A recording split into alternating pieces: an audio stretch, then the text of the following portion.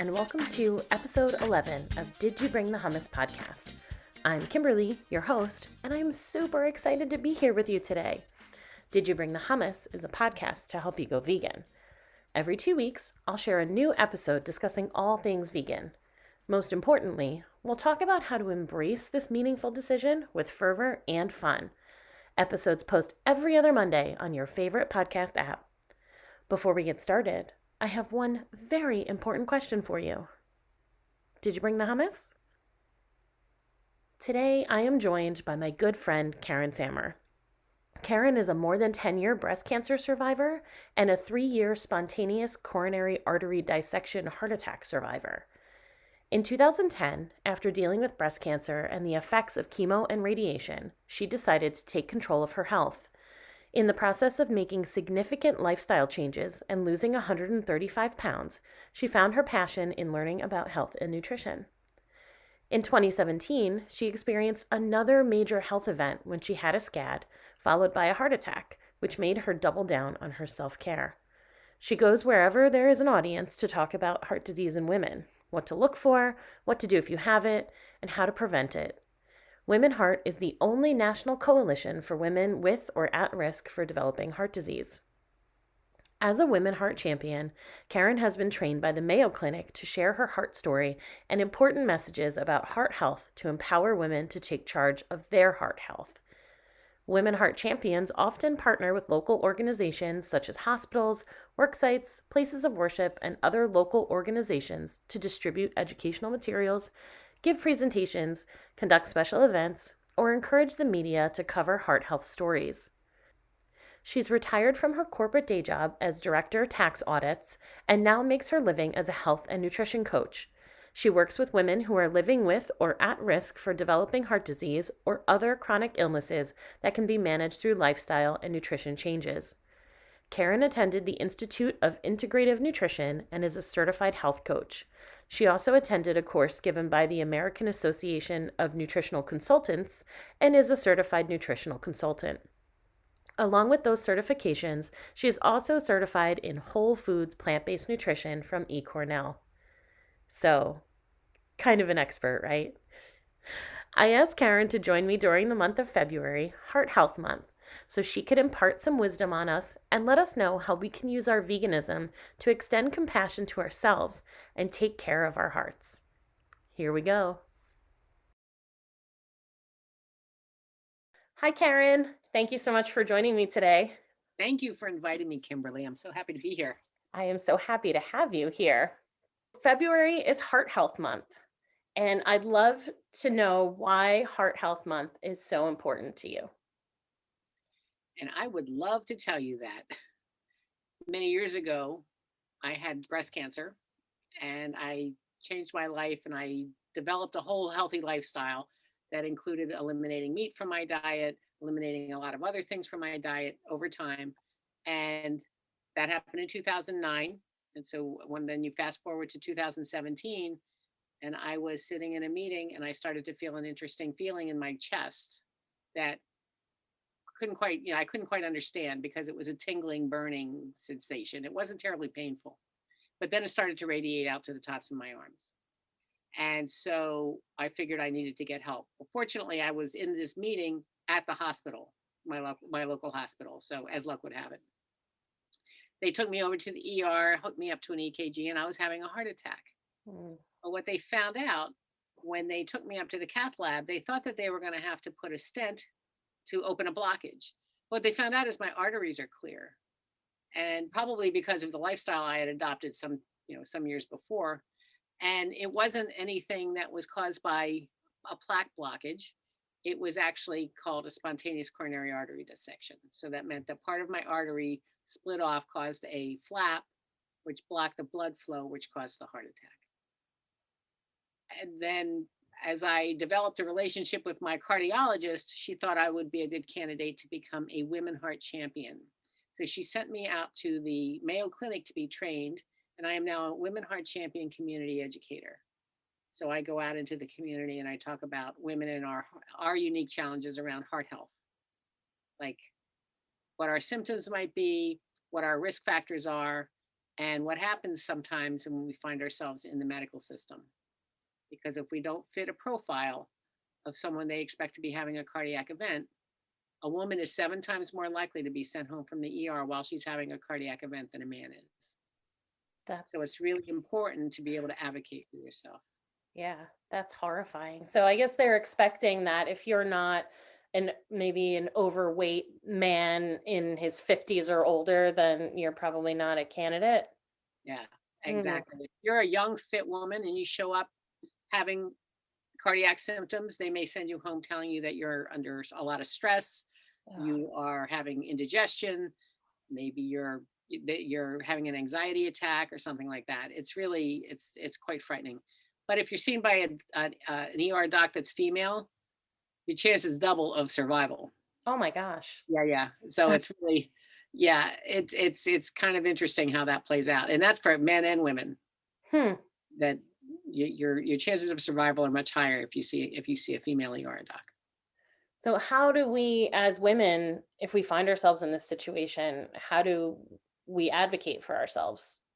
Well, assuming that you are conscious when this is happening, Mm. you will ask for if you think there's something going on, and part of it is our own fault, right? Because part of it is we don't understand what's going on in our own bodies because the symptoms that we feel are not what we expect to feel when there's a cardiac event happening. Okay. So it's the education. You need to understand what those symptoms are. But if you feel like those symptoms can be attributed to something with your heart, you need to ask for the tests and don't allow them to just kind of brush you off and tell you that you need to settle down or you need to calm yourself or whatever silliness they tell women. And so it's you want to have an EKG at the very basic EKG. You also want to have your cardiac enzymes tested, the troponin level, which is the enzyme that elevates when there is heart damage happening. Oh. And that doesn't necessarily happen immediately. So you want to be monitored over a period of time so that they can see if something is going on that just hasn't registered yet. But it's really important to not allow the medical staff to be dismissive of your symptoms. Yeah. But again, yeah, sometimes we don't even get our symptoms looked at. Sometimes we will kind of brush them off ourselves and go about our lives because everybody's busy, right? And if you feel like a little something going on, but it's not really debilitating, you're going to wait until later to take care of it, or you're going to pop some antacids or something like that. Yeah. So it's really important to know what symptoms can mimic other things, or what symptoms that could be attributed to other things can also be attributed to a cardiac event. Okay. That's really helpful. Thank you for that. In your case, it wasn't about what you were eating. That wasn't what created or what led to the heart attack. But for so many people, men and women alike, what they're eating absolutely is what they is absolutely the reason why they're looking at a heart attack, diabetes, things like that. Absolutely. And one of my favorite plant-based doctors, and we'll get into this probably a little bit later, is Dr. Caldwell Esselstyn, and he has a whole thing about how to heart attack proof yourself by eating lots and lots of leafy green vegetables. He talks about how they repair your endothelial cells and allow your heart to flow, the blood to flow and pump, and I think he calls it a toothless paper tiger that need never have existed. Yeah. How do we as vegans, there's so much junk food and vegan junk food out there. How do we as vegans avoid taking in all the fat and the calories and just eat more healthfully while still living this compassionate life? So it's nice to know now that carnivores aren't the only ones that have a corner on the junk food market, right? The vegans have now entered into that realm. First of all, I think that there is a misconception that fat is the enemy, and fat is not the enemy, especially plant-based fat. Plant-based fat is not the enemy. It's animal fat is the only place that you're going to get uh, cholesterol. that's going to introduce cholesterol into your body. Your Mhm. body manufactures its own cholesterol because it needs it. Your organs need it. Your brain really needs it. Your brain is made up mostly of fat and water. Hmm. And so it's really important to get the proper fat into your diet. And plant-based fat is it's a good source of fat for your body. The biggest culprit is actually sugar or refined carbohydrates. And my experience has been that people who convert from a carnivorous diet to a vegan diet will often try to replace their um, meat-based food with a vegan substitute, and those aren't always the best choice because a lot of times they're highly processed. You've got these fake hamburgers that taste like meat, or Yeah. I think they taste like. I mean, their texture's kind of, you know. I'm making faces, but the the transition from being a carnivore to a vegan, there does need to be a transition. Sometimes people can't just jump off the cliff. Hmm. But ultimately, what I think that the goal should be for somebody who is becoming a vegan or who becomes vegan, it should be to eat plant-based the way plant-based was meant to be eaten. So eating raw or steamed veggies, eating fruits, eating plenty of, fruits and vegetables, eating whole grains, whole uh, minimally processed grains, not white things that have been stripped of all benefit so that they can sit on the shelf for 15 years. Yeah. It's the stuff that will go bad, Hmm. right? Because the reason food doesn't go bad is because they've stripped out all of the good stuff and they've replaced it with manufactured stuff. Hmm. So so to be a healthy vegan, there's so many ways that you can do that, but it's really eating as close to nature as you can get, as close to the way food has came from the earth, or like plants that come out of the earth. You can cook them, you can cook with them, you can bake with them, you can do all kinds of stuff, but you don't have to process them to death, and you don't have to add a lot of chemicals. And I think that that's what happens when you have these kind of meat substitutes or these carnivorous, lookalikes. Hmm. They are full of a lot of things that you probably wouldn't put into a recipe. Yeah, for sure. One of the questions that we get as vegans, no doubt across the board, 100%, is where do you get your protein? So if we're not looking at the obvious ones where we're looking, oh, this burger substitute and like those kinds of things, where can we get true plant protein?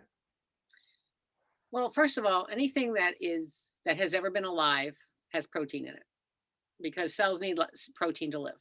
Mhm. So every single thing, every plant that you eat is going to have protein in it, as long as it is a relatively healthy version of that plant. If it's been beaten to death through processing, then maybe not. But if you have, if you're eating something out of the ground, there's going to be some protein in it. You can also get protein from um, soy products. Now, some soy products are highly processed, but some of the better ones, like tofu, tofu is a very good source of protein, and it's very heart healthy.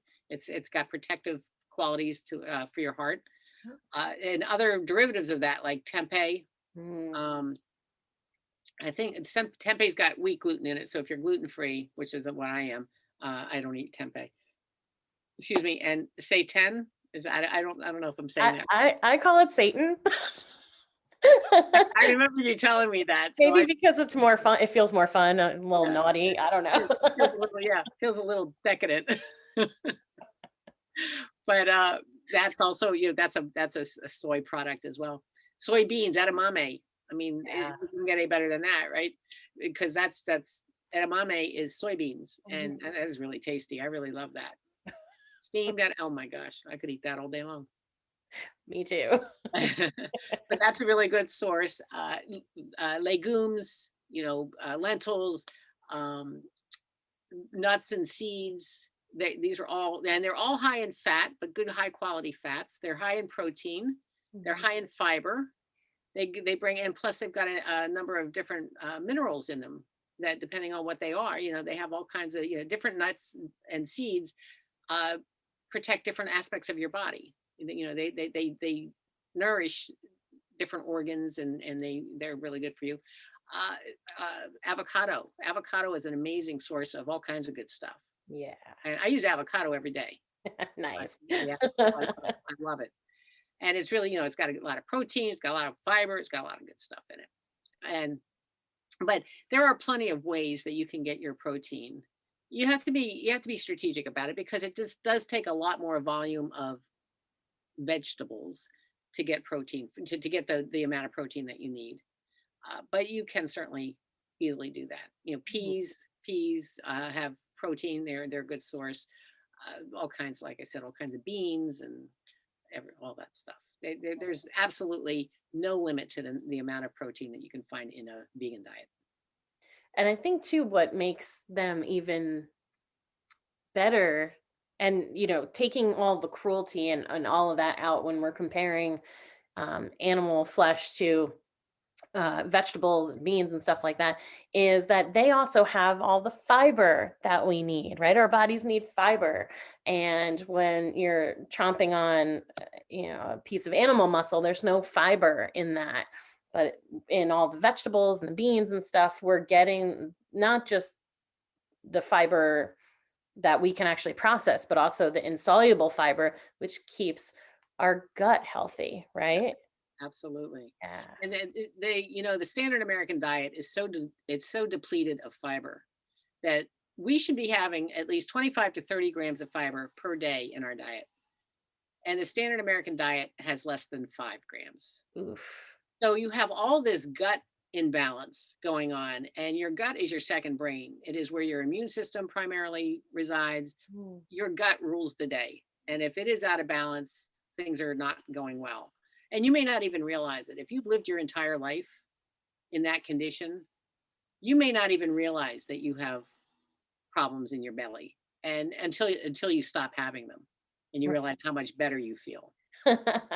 Right? I mean, there's so many people that have IBS, irritable bowel syndrome, or Crohn's disease, or uh, uh, inflammatory colitis, or all of these horrible bowel and intestinal disorders that are very often attributable to the lack of fiber in the diet, the highly processed nature of the food that people are eating, and then add on to that stress, the external stress, plus the stress that you're putting on your body because you're eating so badly.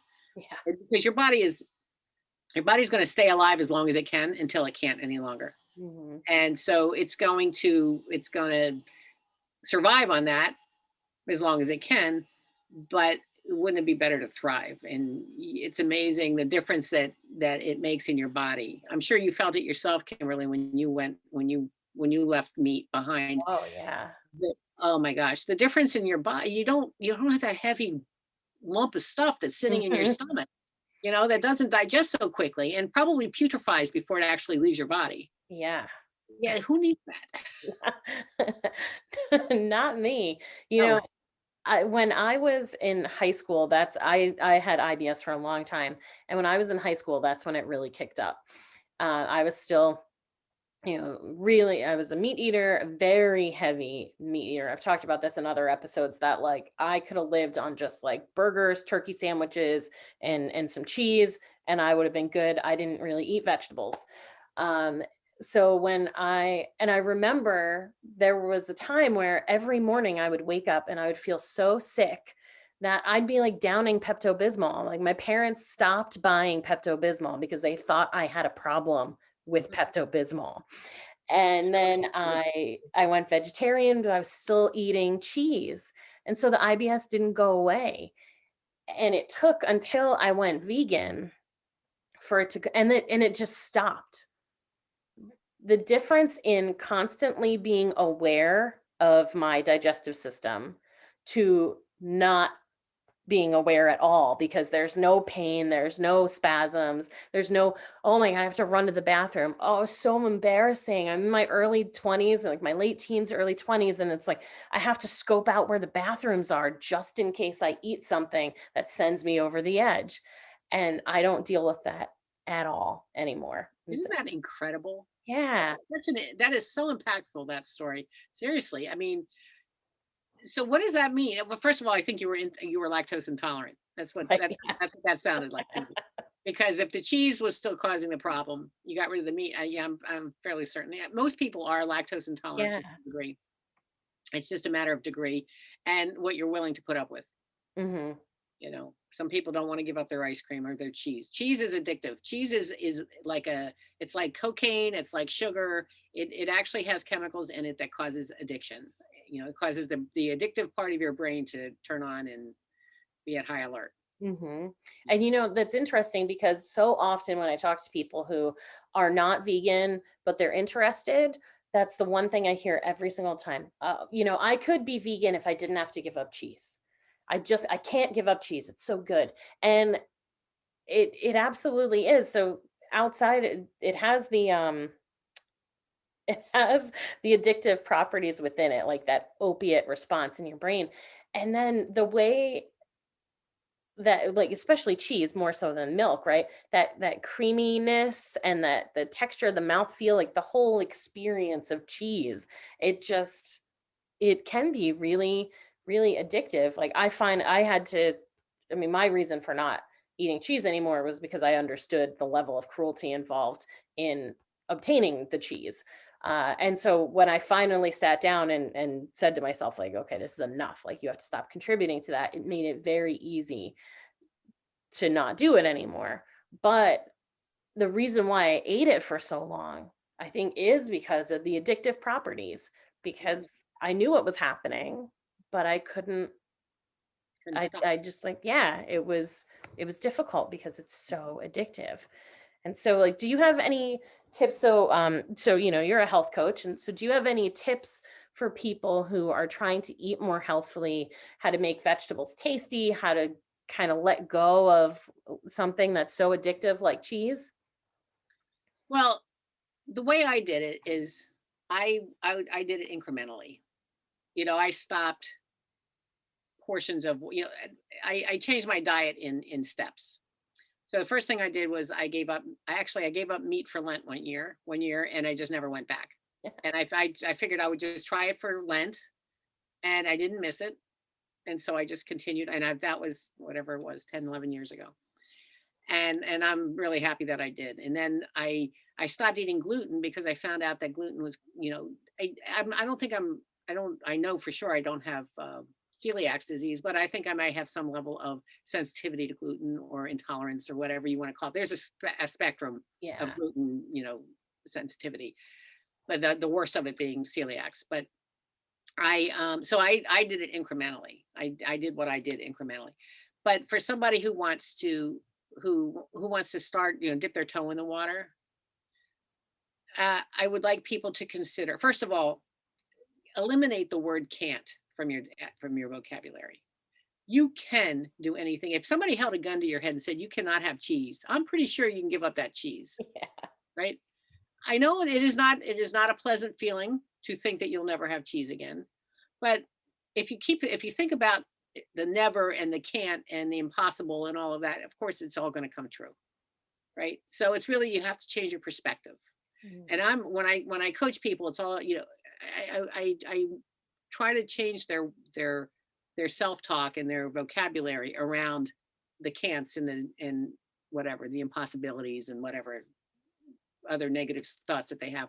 But if you're gonna dip your toe in the water, I would take the plate and I would make at least 75% of that plate when you're eating vegetables or fruits, vegetarian foods. Mhm.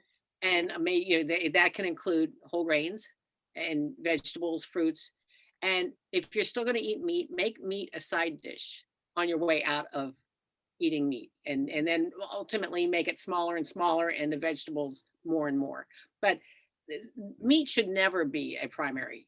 That should not be the main attraction. That should always be a side dish. and if you are eating carnivorously, but to pull yourself out of that lifestyle, and you want to kind of wean yourself away from it, just do a little bit at a time, and uh, eat interesting vegetables and make interesting salads. I make a salad every day, and right now, we're in New Jersey. We got 50 feet of snow on the ground or whatever crazy amount with snow we have. It's cold, and the vegetables, the fruits and vegetables aren't optimal. Yeah. So what I do for a salad is I get spring greens. So that's a variety of different baby greens, Hmm. and I snip up some scallions, and I toast up some almonds, sliced almonds, and I put that in there. And one of the things that I do indulge in from time to time is vegan cheese, vegan Parmesan cheese. Okay. I don't use a lot of it because substituting, vegan stuff for carnivorous stuff is, like I said before, that's it. The substitute is probably not that great of a choice. But Hmm. the Parmesan, it's got that strong Parmesan cheese flavor, so you don't have to use a lot of it. And I'll put that on my salad, and I make my own salad dressing, which is so easy. It takes seconds, seriously seconds. Put some olive oil, some flavored balsamic vinegar, and I'll take about 5 cloves of garlic and put them all in a jar and let them sit. And the garlic will infuse into the salad dressing. Put a little bit of salt in there, and just let it sit. When I'm ready to use it, I just shake it up and I pour it on the salad. Actually, I make a gigantic salad for my husband and me because we eat a big salad and then whatever else we're eating. But then I'll dress the salad so that we're not dumping tons of salad dressing on it. And I put a little bit of salad dressing on it, and I mix it all in, with some tongs. I mix it so all of the salad is coated, but it doesn't have a ton of dressing in it. I know exactly what's in the dressing, so that's no chemicals. It's uh, organic olive oil, high quality balsamic vinegar, and garlic. And so that's and if you add a salad to each at least once a day, you're going to get a bunch of greens, which is going to be helpful. It's going to help to fill you up. Yeah. It's going to help to you're going to get a lot of different vitamins from that. And then as you get into the season where things are more prevalent, in the summertime, the springtime, when vegetables and all the colorful stuff is available to us, add that in because every color represents a different set of nutrients. Mm. Right, so you just get more and more nutrients from that. But so everybody who wants to eat healthy should probably have much more vegetables, many more vegetables, because people aren't eating enough vegetables. Right. They're just not. Yeah. I And think, so many of us have grown up with the vegetable was the side dish, not the main dish. exactly. So the idea of having a full bag of broccoli, like I'll take one of the big bags of broccoli, I'll dump it into a pot, steam it up, I'll eat the whole thing. Yeah. Yeah. And And that's like unheard of. and that's delicious. I think that, or take it and maybe saute it in a little olive oil with some garlic. Mm-hmm. Oh my gosh, that Yeah. is decadent. And then you squirt some lemon juice on it. Yeah. Or a little bit of hummus. Yes, yeah, absolutely. Yeah. Did you bring the hummus? I'm always bringing the Yeah, hummus. me too, actually. Absolutely. That's the go-to, right? Yeah. Um, yeah, that's delicious. Yeah, I've used hummus in a number of things because hummus is such a unique and strong flavor that I put it in like quinoa. I'll make quinoa sometimes and put a little glob of hummus in there and mix it up. And that will because quinoa is like tofu. It'll just absorb whatever flavors because it has no real flavor of its own. Right. Sometimes I'll use that on brown rice, Mm. just to give it some flavor. Hmm. But yeah, I love to use hummus as an ingredient actually. Yeah. Yeah, me too. So you mentioned the flavored balsamics Yeah. to make things a little more exciting, right? Where do you get yours from? Well, I found this really cool place in Cape May, which Okay. Yeah, it's not down the street exactly, but so I bought a bunch of them there when I was there, I don't know, a year or so ago. And but there is farmers markets, a lot of farmers markets, Stockton Market. It's probably a little bit far for you, but the one in Flemington, Devore Market. Uh, Hmm. these are the farmers markets often will have olive oil vendors, Okay. and the olive oil vendors will also have balsamic sometimes. Yeah. I've heard Also, of, oh, I'm sorry. that's all right. It's just another market. I I've been meaning to try California balsamics as they get you can order online, so like anybody listening, no matter where they are, at least in the US for sure, um can find really good quality balsamics there. And I really am excited to try, they make like chocolate flavored and cherry flavored, but they're the same, like nutritional makeup as like a balsamic, so that like the sugars and they're all kind of the same. There's not like, and there's no dairy in it, so they're not making like milk chocolate balsamic. But the thought to like, even to have like desserts, right? And you take some maybe strawberries when they're in season, which like here in New Jersey is what, like a month. But they're in season with some like chocolate balsamic, like, oh, that'd be so amazing. And like super good for you because vinegar is really good for your insides. It is Yeah. absolutely. Yes, it's very good for your gut. And so yeah, those are, I like the fruit flavored. I've never tried. I didn't even realize that that existed. The chocolate. So I have to look into that. You're But welcome. the fruit flavored ones are good. And fig. So fig, Mhm. figs are really good for you. So the fig, I get that actually from no, Whole Foods, a fig balsamic. But I would actually encourage you to spend the extra money to get the higher quality olive oil and balsamic vinegar. And you don't always have to use balsamic vinegar either. I sometimes what I'll do is I'll use apple cider vinegar in a different type of dressing. Mhm. That is really good for you. That's what you can use that for heartburn, and that's instant gratification when you use it for heartburn. Absolutely. But I was just gonna. Oh, another dressing that I do is a strawberry cream, and I use cashew cream. Ooh. So yeah, have you ever made cashew cream? No. Oh, so easy. Yeah. Yeah, so easy. You just soak some cashews for a while, for about a couple hours maybe, and then you dump out the soak water, and then you add a little bit more water into it, and you use your high-powered blender, your Mhm. smoothie blender. If you have a, yeah, everybody has to have a smoothie blender. Okay. If you don't, go out and get one. But you use that until it just gets creamy, and Okay. that you can use as a savory or a sweet base. Oh. Very good. Yeah. It's cashews. I mean, unless you're allergic to nuts, um, it's a really good base to use for things that would otherwise have a cream type thing. Right. I've made puddings with it. I made like a pumpkin pudding. What did I put in it to? I can't remember what I sweetened it with. Probably either maple syrup or honey.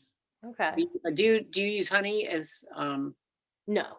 okay, so maple syrup, Mhm. yeah, would be a good and so you can make, and so it'd be like pumpkin pie, like a pumpkin mousse almost, because Oh. the cream is very like moussey sort of. Yeah. Oh, Yeah, it's wow. really That's good. Yeah, amazing. Thank yeah. you for that tip. Yeah. Awesome. You can make chocolate mousse with avocado, which is quite delicious. Right. Yeah. And it doesn't taste like avocado, right? It does not. No, avocado is very mild, and so when you add it to things, I put it in my smoothie, and it's like just gives it a very thick consistency, and it's delicious. Yeah. But it does not give you the avocado taste. Yeah, Okay. it's not like you're drinking guacamole. I mean, maybe I've done that. I'm not going to admit it. I love guacamole, so I can understand that.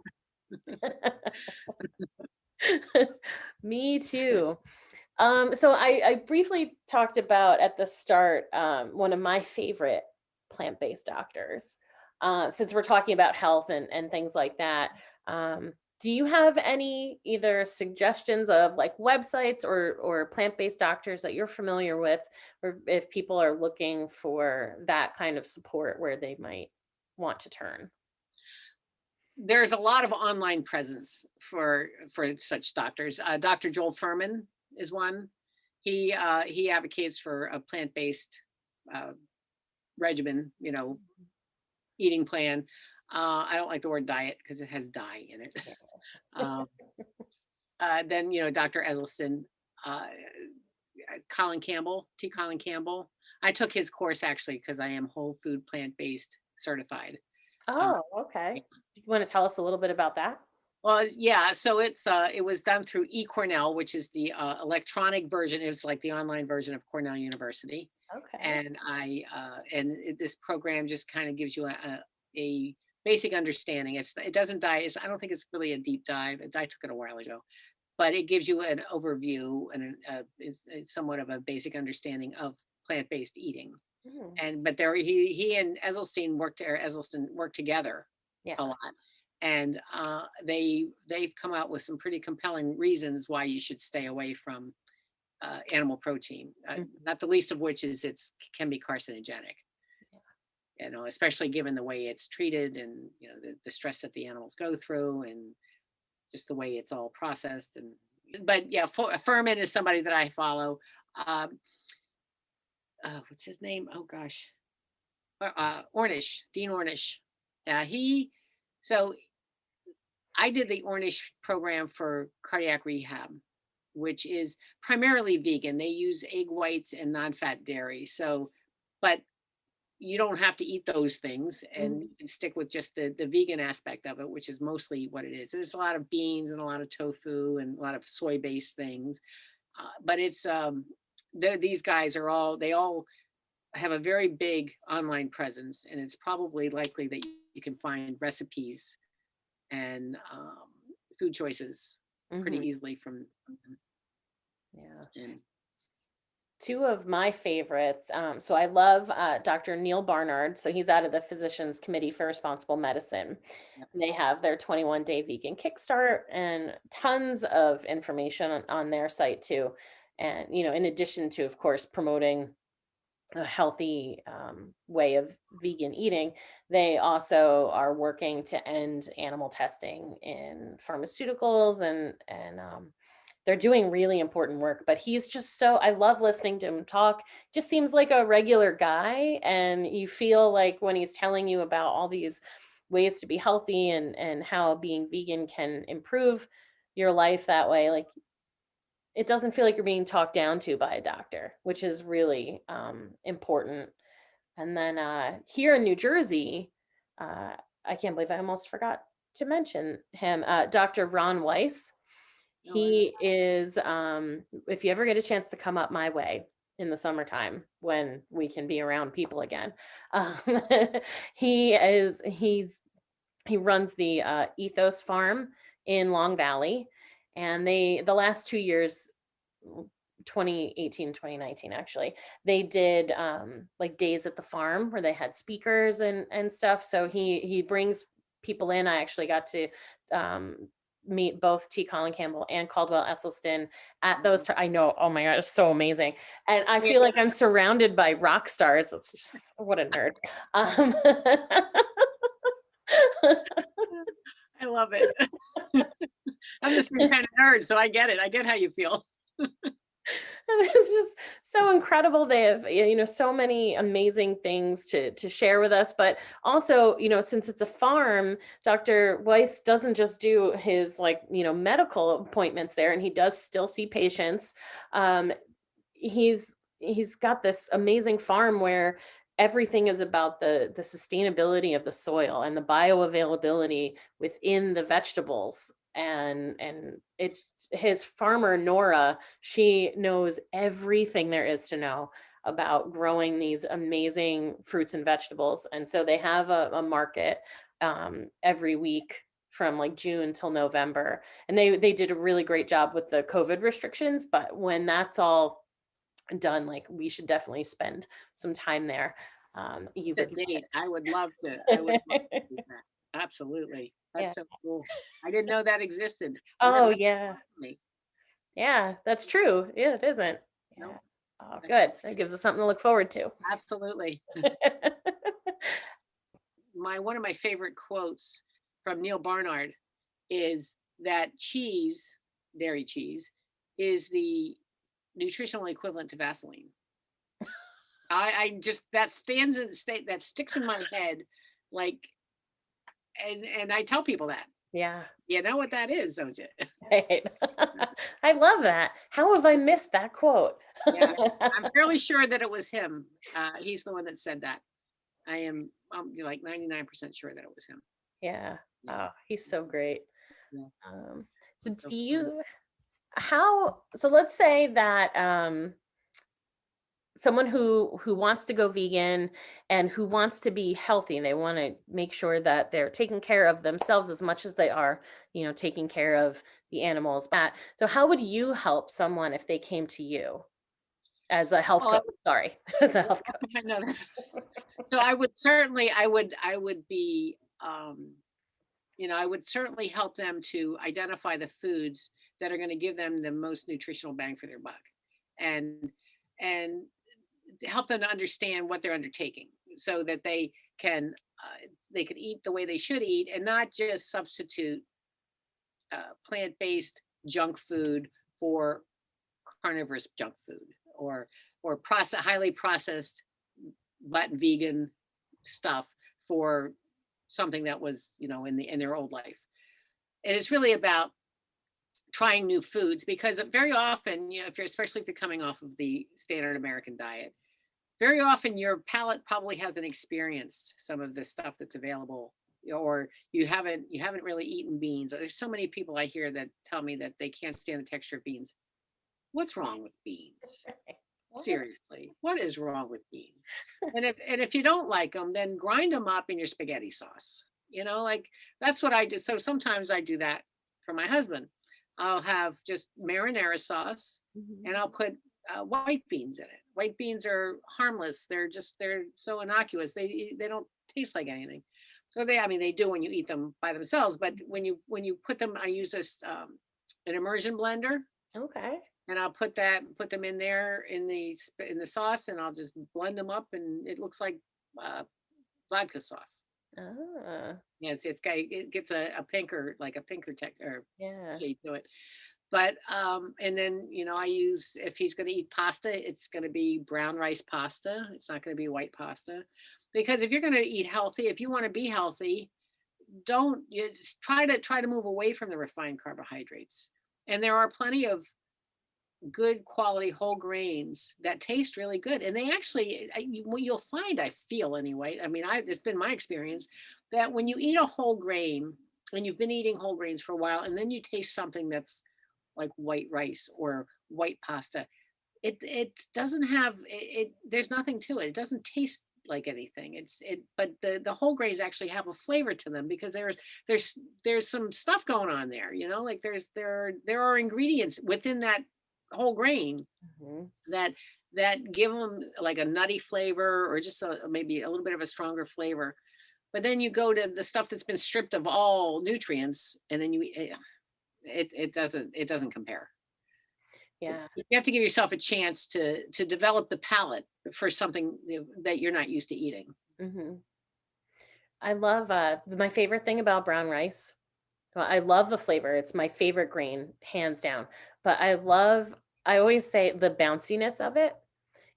It's so much chewier, right, than white rice. Yes. It's a full experience. Like it's not so chewy that it's like, oh, I'm wearing my jaw out, but it just, yeah, this simple little grain. Yeah. It's just a full experience in your mouth. Yeah. There's a well, it's a sushi restaurant that you can get vegan sushi, vegetable sushi Mhm. at, but they use black rice. Ooh. Yeah. And it's my favorite place to go for because of the black rice. I just love it. And they have but black rice is a really good choice, or wild rice. Mhm. Wild rice has a lot of stuff going on there. You've got the long grains, and then the I don't know, the short grains, but it's nutty, and it's chewy, and but that's what you want. You want something that's got some substance to it, because that's where the nutrients are. Mhm. Right. And the stuff that's been stripped you're gonna chew that up really quickly, and it's gonna jack up your blood sugar, And then you're going to go on that whole roller coaster ride of blood sugar unevenness. So Yeah. it's just it once you start eating the whole grains, I don't think that the other stuff is appealing will be appealing to you. Yeah, I think so too. And you mentioned salads earlier, and I was thinking, vegans really make the best salads because to us, nothing is off limits. Like a salad is not just, some iceberg lettuce, a couple of tomato wedges, and some cucumbers. Right. I've made salads where, there's potatoes in them and tons of vegetables and I mean just even think about how beautiful it is because of all the different colors. Yeah, So that's exactly. it can be fun, right? And you put all these colors together and you look at your plate or your bowl. I'm like, oh my A goodness. masterpiece. It's a Yeah. masterpiece. Yeah. Absolutely. Yeah. And every color represents something better for you, like something different, a different nutrient that your body needs. Hmm. So yeah, you can put fruit in your salads. I mean, Yes. especially in the summertime, there's nothing better than having like some blueberries or some maybe some cherries or whatever, strawberries or something in your Hmm. salad, and it just makes it more interesting. Yeah. I love it. I think it's delicious. Yeah. One of my favorite summer salads is um, spinach with strawberries, artichokes, Mm. red onion, and a really good like balsamic vinegar or like a balsamic glaze. Oh boy. You're making my mouth water. I'm so hungry right now. So am I. That's funny. Oh my goodness, that sounded just delicious. That's Yeah. Oh, it's amazing. Oh boy. Uh, what you having for dinner tonight. yeah, exactly. If only strawberries were in season. I love a lot of frozen fruit, Mhm. but I cannot eat frozen strawberries. All Something right. about, well, yeah, when they freeze, I don't know, the texture is just, it doesn't work for me. So I do love, so here's a fun ice cream substitute. Let me know if you tried this. Uh, Bananas, frozen bananas, Mhm. and frozen fruit. And that's it. I don't even add like maple syrup or anything to sweeten Exactly. it. Just blend that up. Yep. Oh, it's amazing. I do that. So what I do is I feel like I live with a pack of monkeys in my house. I can't buy enough bananas. But every so often they'll start to get riper than everybody wants to eat them. And Hmm. when that happens, that's when I freeze them. So now the riper they are, the sweeter they are. So I freeze them and then I make that ice cream. And what I do with it is I will just use bananas and raw cacao. And now Oh, you have chocolate ice cream. And you can put maybe some strawberries in there. But I use frozen strawberries in my smoothies and in that ice cream as well. So mm, I'll take the strawberries and the bananas and blend them up with that's a the great and combo. with the chocolate, and it's delicious. Well, now I know what I'm having for dessert. Yeah, exactly. But it's so easy, and it's you don't have to add any sugar because the bananas are more than sweet enough, Hmm. and it's so much better for you than dairy ice cream. Yeah. You get all that potassium from the bananas, and the cacao's got a lot of good antioxidants in it. You just can't go wrong, and you're eating dessert. Yeah. Like you're getting away with something. So bad. It's a beautiful thing. Yeah, yeah, it can feel sometimes, I think, there's like you mentioned this before too, about language, the way that we talk about what we're doing, and even just someone who is going vegan and plans to eat vegan junk food, there's still and then of course people who are trying to be healthy will say, "Oh, I can't eat that." Mm. Yeah. And then it makes it something like forbidden and almost like you have to eat it. So for me, from the vegan perspective, it's always I won't eat that because people will say that, oh, I made this thing, oh, but you can't have any. It's like, no, no, no, I won't have any because you put animals in it. Yeah. But I also, for a huge chunk of my life, was dieting. And when I was younger, it was things like Slim Fast and all that. So it was like really restrictive and awful. And now it's like I can still have ice cream. We just gave a recipe for Yeah. ice cream, right? And so you can have dessert, and there doesn't need to be this negative self-talk around that, um, because you can do it in a way where you're nourishing your body and your mind, and you're having a little fun. Like, food should still be fun, right? Yeah. And there's so much imagination that you can use in your in assembling a meal. So some of the fun is in that, just kind of identifying how you're going to put this meal together and what it's going to look like. Hmm. And your crock pot. I use a crock pot a lot, and I throw a bunch of different things. I love to make a vegetable soup, Hmm. and it's really just whatever vegetables I feel like putting. And I also make sure I put beans in it, just to make sure that I punch up the protein content. But it's really, and then you just cook it, and then I've got this, especially in the wintertime. Sometimes I might use the immersion blender so I can thicken it up a little bit. And but it's just there's so many different ways that you can incorporate a healthy vegan approach to your food choices that are delicious.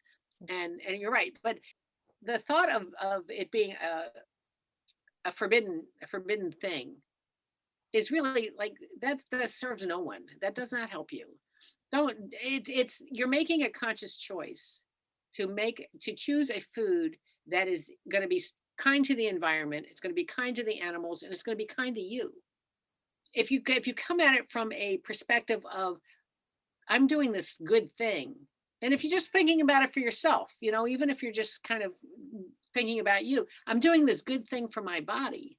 Hmm. I'm not depriving my body of something. I'm actually giving it something that it needs and that it's going to benefit from. That's the kind of the mindset that I think people should consider, as the way that they approach the choices of food that they pick. Because if you say something like, you can't, I can't have, don't, first of all, never internalize what somebody says to you. Never allow somebody else to tell you what you can and cannot do. Mm. You're a grown up. You're a grown woman, and you can make those decisions on your own. But even like, you will say to instead of saying I can't, like we were talking about, I choose not to. Yeah. Or in your case, I will not. I will Mhm. not. My choice is, I don't eat that. Yeah. I don't explain myself. I don't eat that. Mhm. Oh, you can try, just no, I can't. I don't eat that. Yeah. There's no a little bit. Right. You know, I don't eat that. Yeah. So, and never be apologetic about it. I don't think that you probably are, but never.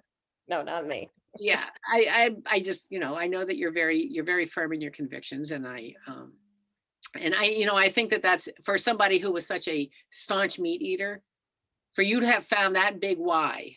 Yeah. I mean, that why is bigger than you are, right? It's bigger than you, and that's what makes it so successful for you, because it's just such a huge, it's just such a huge impact Mhm.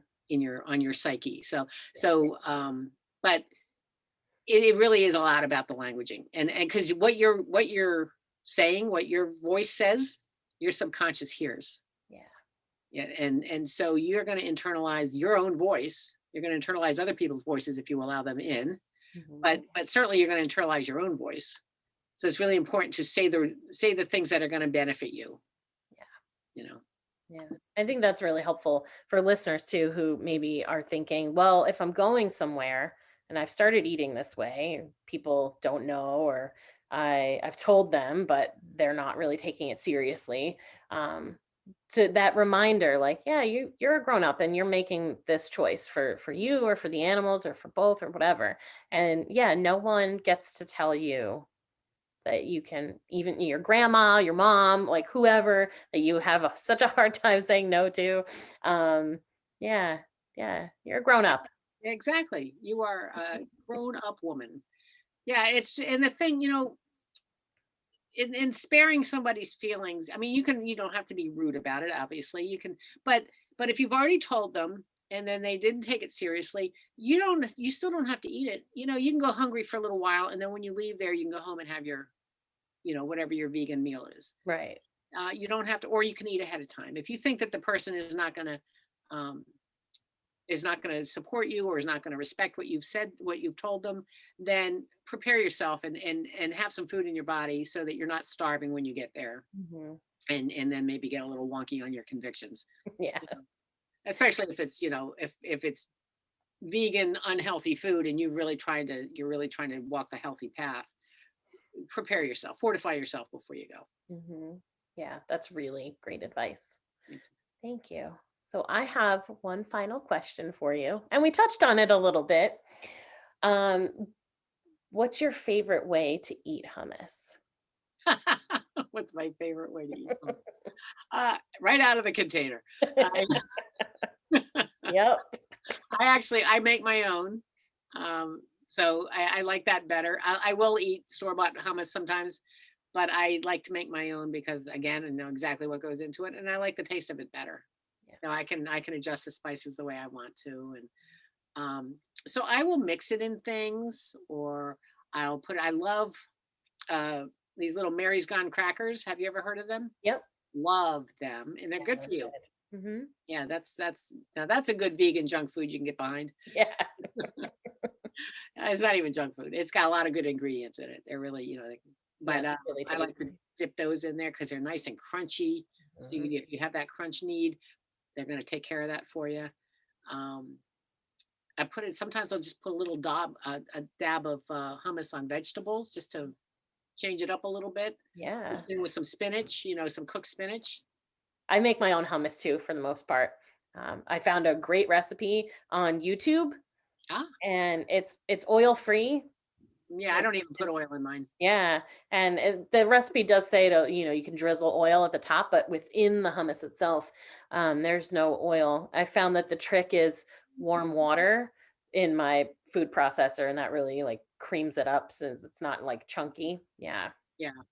Yeah, it can be a little dry if it doesn't have oil in it, but the Mhm. warm water sounds like, yeah, I've never done that. Yeah. I probably put cool water in it, but I forgot what I was going to say. Oh, you use tahini in yours, I assume. Sometimes, but not always. Yeah. I always use tahini. I love the taste of It's tahini. so good. Yeah, it is. Yeah. Yeah, we pretty much eat just hummus like by the spoonful here. Yeah, So exactly. Yeah, it's a snack. Absolutely. I it don't really blame is. you. But the chickpeas are really good for you. All the ingredients in it are good for you. Yeah, yeah. And I discovered the spices, the zatar, I think is Oh, how that's you say it. yeah. Yeah, it's Lebanese, the one that I have, and that really like, oh, the Good stuff. flavor is amazing. Yeah. Some. I'm going to try it out. Yeah. And you put that in your hummus Yes. when you Yeah. make it? Okay. And then or I'll sprinkle it on top. Mhm. Okay. Yeah, with some paprika. Mhm. Yeah. Alright, I'm gonna give that a try. I have to look it up Yeah. and Yeah, I'll share the recipe, and in the show notes too, I'll even put the link to the YouTube video, and the YouTube video has the recipe like written out too, so you don't have to watch the video if you don't want to. So yeah, I'll share that too, but oh, it's excellent. so good. Thank you. Well, thank you, Karen, so much. I Uh, loved having you here with me. I love doing it.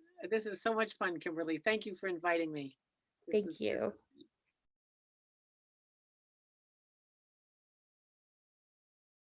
What a great conversation. I always enjoy connecting with Karen, and I am so glad I'm able to share her knowledge and her heart with you. If you would like to find out more about Karen, to work with her directly, or to schedule Karen to give a WomenHeart talk, please visit yourpoweryourhealth.com. If you would like to learn more about the WomenHeart organization, please visit womenheart.org. Find me on Facebook or Instagram under Did You Bring the Hummus for a complete list and links to all we've mentioned here today. I hope you have found this episode helpful and inspiring. If you have questions or are a vegan who would like to be interviewed on a future episode, please email me at didyouBringTheHummus@gmail.com. Thanks for listening.